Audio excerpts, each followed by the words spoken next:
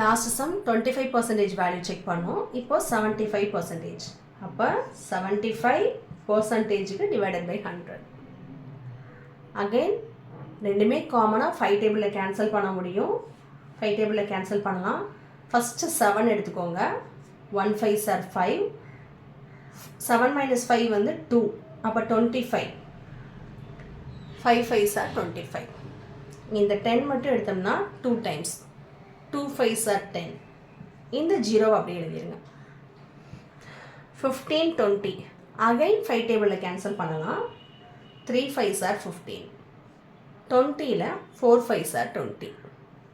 அப்போ ஃபர்தராக இந்த 3/4 காமனாக எந்த டேபிளையும் டிவைட் ஆகாது.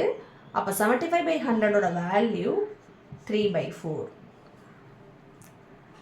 ஆக்சுவலாக அது 3/4ன்றது என்ன, ஃப்ராக்ஷனில் அதோட வேல்யூ 3/4.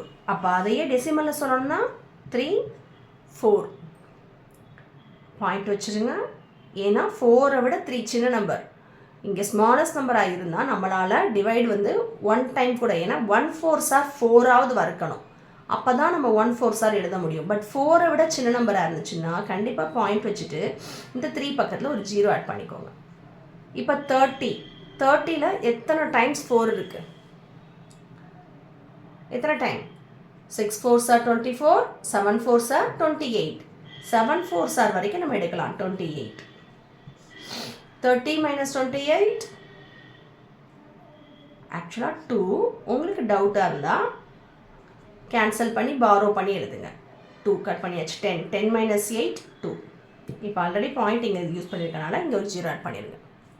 இப்போது 5 4s are 20. ரிமைண்டர் 0. அப்போ டெசிமலில் சொன்னோம்னா தி சேம் 75%ஓட வேல்யூ எவ்வளோ? 0.75. சாரி,